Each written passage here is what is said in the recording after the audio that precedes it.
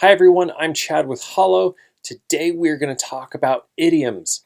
Idioms are a very common part of the English language as part of any language, but some idioms are not commonly used, some idioms are old-fashioned, and some idioms can actually sound a little bit rude if you don't know how to use them. So today we're going to go over 15 idioms, and I'm going to rank them on a scale of 1 to 3.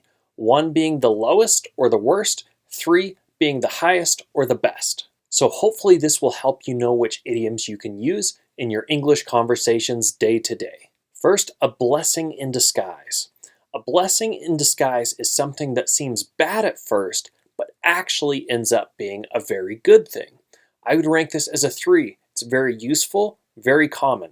A dime a dozen. A dime a dozen means that something is so common that you could get it for a dime, 10 cents, you can get 12 of them, a dozen. While everybody will understand this idiom, I don't think it's as commonly used now, so I don't think I would use it in my conversation, but it's good to understand, so I'd rank this one a 2.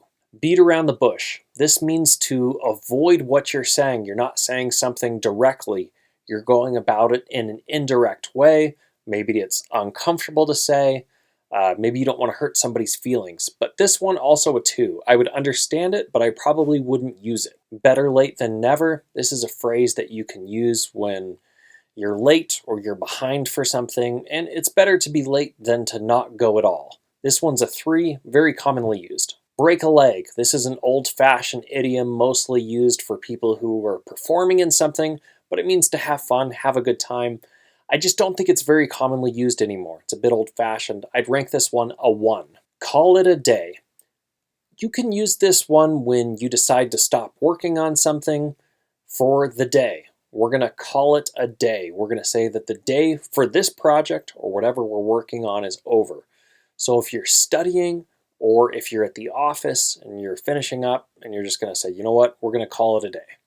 This one's a 3. Cutting corners. So if you think about if you're driving or walking and you can go straight and then turn right, well, maybe there's an option that you can actually cut through the corner. You can take a shortcut. You can go faster. Now, usually cutting corners means you're doing it either the lazy way or the cheap way. It's generally not a good thing to cut corners. This is another idiom that's pretty commonly used. I would rank this one a 3. Get out of hand. So this just means for something to get out of control, meaning you had a handle on it, but you lost it, and now it's out of control.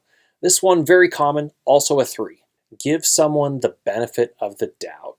This is an idiom that means trusting what someone says. So if you give someone the benefit of the doubt, it means that even though you might not have all the information, that you're not going to doubt them, that you're going to trust them. Again, another common one, a 3. Hang in there. This is a really good idiom, one of my favorite ones and the most common ones that you will hear. It means don't give up. Whatever you're doing, just see it out.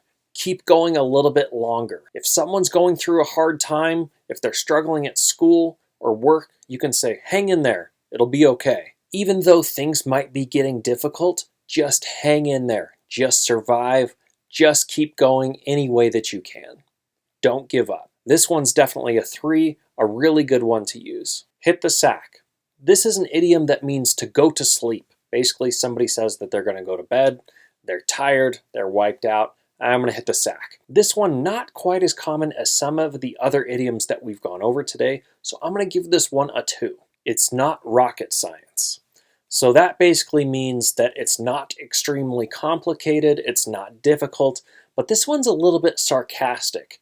It's kind of saying like, hey, it's not rocket science, this is really easy.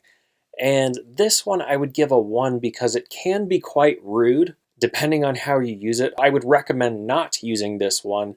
It's also one that's not as common anymore. Make a long story short. So if we're telling a story or sharing something, it can often be very long, and maybe we just want to give a quick summary of it. So we can say, to make a long story short, I'm just really tired. And that's the shortened version of whatever we're saying. A very good idiom. We're going to give this one a 3. On the ball. If someone is on the ball, that means that they're doing a good job. Maybe they're well organized. They just have everything all together very well. And while this is a good idiom, again, Not as common as some of our other idioms. I would rank this one a 2. A good one to understand, but you don't necessarily need to use it. Pull someone's leg. So if you pull someone's leg, that means that you're just joking. You're playing a joke or a prank on them. Oh, I'm just pulling your leg. But I would rank this one a 1. Again, kind of old-fashioned. People don't use it as much anymore. I wouldn't worry about this one. So those are 15 idioms that you can use, maybe some that you shouldn't use, but hopefully they give you a better idea of idioms and expressions that you might hear when speaking English. We'll have part 2 of this video coming up soon, where we explain 15 more idioms that may help you in your English conversation. For more help with your English conversation, you can download the Hello app. It is listed in our description below.